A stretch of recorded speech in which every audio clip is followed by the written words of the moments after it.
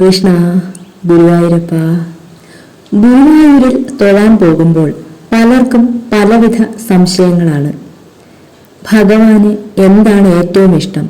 എന്താണ് ഞാൻ എൻ്റെ കണ്ണന് സമർപ്പിക്കേണ്ടത്? തുളസിമാല സമർപ്പിക്കണോ? തൃക്കൈവെണ്ണ സമർപ്പിക്കണോ? മയിൽപ്പീലിയും ഓടക്കുഴലും സമർപ്പിക്കണോ? അവൽപ്പൊതി സമർപ്പിക്കണോ? എന്താണ് എൻ്റെ കണ്ണന് ഏറ്റവും ഇഷ്ടം? എന്താണ് ഞാൻ എൻ്റെ കണ്ണന് കൊണ്ടുപോകേണ്ടത്? എന്തു കൊടുത്താലാണ് കണ്ണൻ നമ്മളെ കൂടുതൽ ശ്രദ്ധിക്കുന്നത്? എന്താണ് ഭഗവാൻ ഏറ്റവും ഇഷ്ടം? ഭഗവാന് അങ്ങനെ ഒന്നിനോടും പ്രത്യേകിച്ചൊരിഷ്ടമില്ല. എന്നാൽ എല്ലാത്തിനോടും ഒരുപോലെ ഇഷ്ടമുണ്ട് താനും. എന്തൊക്കെ സമർപ്പിക്കണം, ഏത് പൂജകളൊക്കെ ചെയ്യണം, നമ്മുടെ കഴിവനുസരിച്ചുള്ളത് എന്തും നമുക്ക് സമർപ്പിക്കാം. ഒന്നും സമർപ്പിക്കാനായില്ലെങ്കിൽ, ഒരു വഴിപാടും ചെയ്യാനായില്ലെങ്കിൽ കണ്ണൻ നമ്മോട് കോപിക്കുമോ? ഒരിക്കലുമില്ല. ഒന്നും സമർപ്പിക്കാൻ സാധിച്ചില്ലെങ്കിലും ഗുരുവായൂരപ്പന് ഒരിഷ്ടക്കുറവും നമ്മോടുണ്ടാകില്ല.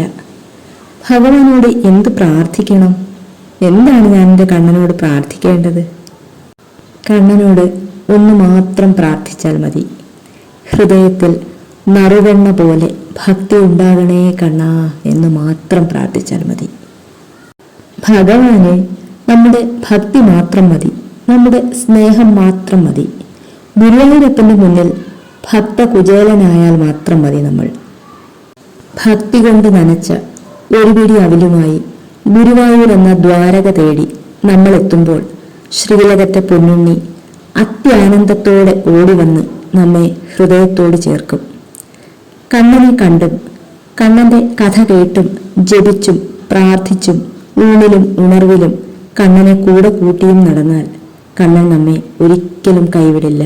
കൈവിടാതെ കണ്ണൻ നമ്മെ മുറുകെ പിടിക്കും. ഹൃദയമുരുകി കണ്ണാന്ന് വിളിച്ച് സ്നേഹിക്കുമ്പോൾ കണ്ണന് മറ്റൊന്നും വേണ്ട. നമ്മുടെ കഴിവനുസരിച്ച് എന്തും കണ്ണന് കൊടുക്കാം. ഒന്നും കൊടുക്കാനായില്ലെങ്കിൽ ഭക്തി നിറഞ്ഞൊരു ഹൃദയമുണ്ടെങ്കിൽ അത് കണ്ണന് ദാനമായി നൽകൂ. വെണ്ണ സ്വീകരിക്കുന്ന സന്തോഷത്തോടുകൂടി കണ്ണൻ അത് സ്വീകരിക്കും. ഒരു പിടി അവിലുമായി കണ്ണനെ കാണാനെത്തിയ കുചേലനെ എന്തൊരാനന്ദത്തോടു കൂടിയാണ് ഭഗവാൻ സ്വീകരിച്ചത്. കുചേലൻ ഭഗവാന്റെ കൊട്ടാരത്തിലെത്തിയത് മുഷിഞ്ഞ വസ്ത്രങ്ങളോടുകൂടിയാണ്. ഒരു ചെറിയ അവൽപ്പൊതി മാത്രമേ കയ്യിലുണ്ടായിരുന്നുള്ളൂ.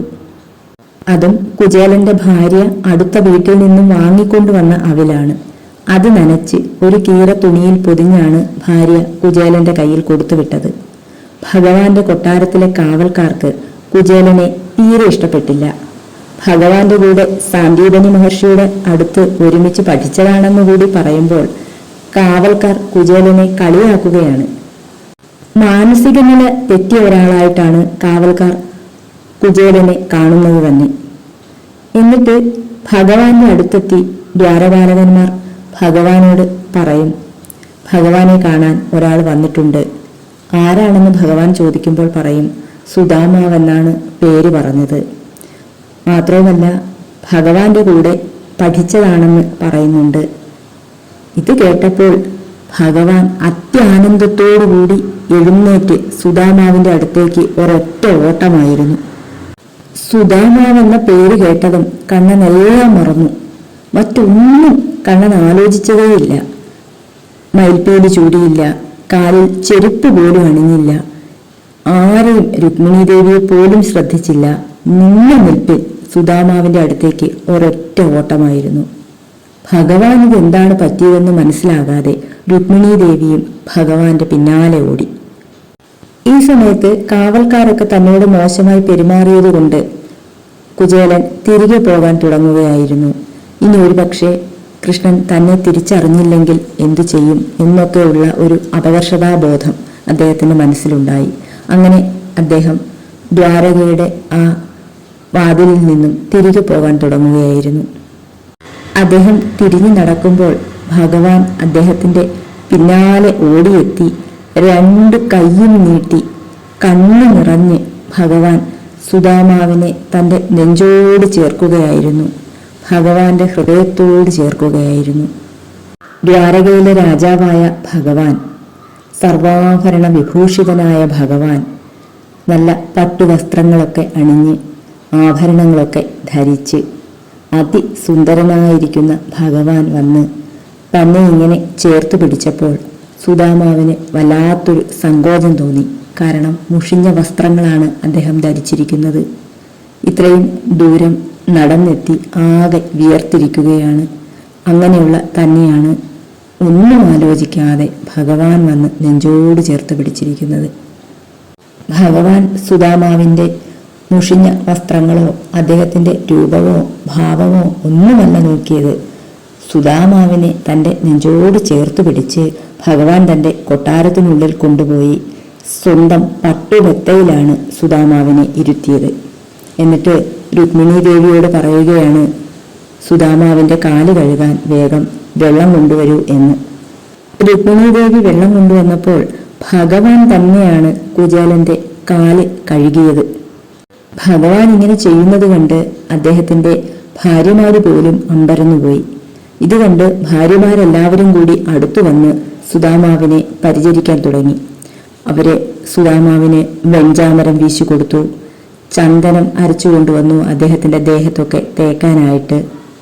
അങ്ങനെ എല്ലാവരും കൂടി സുദാമാവിനെ നന്നായിട്ട് പരിചരിച്ചു.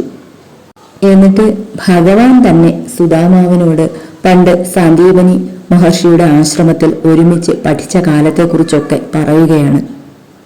ഭഗവാൻ വെറും 64 ദിവസം മാത്രമാണ് സാന്ദീപനിയുടെ ആശ്രമത്തിൽ സുദാമാവിനൊപ്പം കഴിഞ്ഞത്. 64 ദിവസം കൊണ്ട് എല്ലാം പഠിച്ച ശേഷം ഭഗവാൻ അവിടെ നിന്നും തിരികെ പോയി. സുദാമാവിന്റെ കുടുംബത്തെക്കുറിച്ചും ഭാര്യയും മക്കളെക്കുറിച്ചും ഒക്കെ ഭഗവാൻ സുദാമാവിനോട് ചോദിച്ചു. അപ്പോഴാണ് അദ്ദേഹത്തിന്റെ കയ്യിലിരിക്കുന്ന അവിൽപ്പൊതി ഭഗവാൻ കാണുന്നത്. ആ പൊതിയിൽ എന്താണെന്ന് ചോദിക്കുമ്പോൾ സുദാമാവിന് പറയാൻ വല്ലാത്തൊരു സങ്കോചമായിരുന്നു. ഭഗവാൻ അദ്ദേഹത്തിന്റെ കയ്യിൽ നിന്നും ആ പൊതി വാങ്ങി തുറന്നു നോക്കിയപ്പോൾ അവിൽ നനച്ചതാണ്. ഭഗവാൻ ഒരുപാട് സന്തോഷമായി.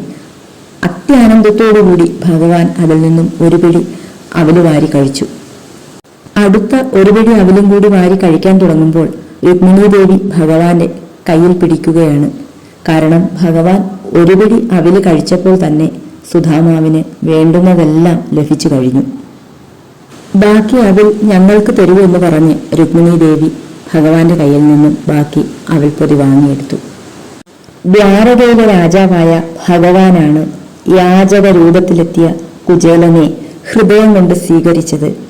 ഭഗവാന് വലിപ്പ ചെറുപ്പമില്ല, സ്നേഹ കൂടുതലും കുറവുമില്ല. എല്ലാവരോടും ഭഗവാന് ഒരേപോലെയുള്ള സ്നേഹമാണ്. സ്നേഹത്തോടെ ഭക്തിയോടെ എന്ത് കൊടുത്താലും അതെല്ലാം ഭഗവാന് പ്രിയങ്കരമാണ്. ഭക്തിയില്ലാതെ സ്നേഹമില്ലാതെ എത്ര വിലപിടിപ്പുള്ള സമ്മാനം കൊടുത്തിട്ടും യാതൊരു കാര്യവുമില്ല. വെറും 64 ദിവസത്തെ ആ ഒരു പരിചയത്തിലാണ് സുദാമാവിനെ ഭഗവാൻ ഇത്രയധികം സ്നേഹിച്ചത്. സുദാമാവിന് ഭഗവാനോട് അത്രയധികം ഭക്തിയായിരുന്നു, കളങ്കമില്ലാത്ത ഭക്തി.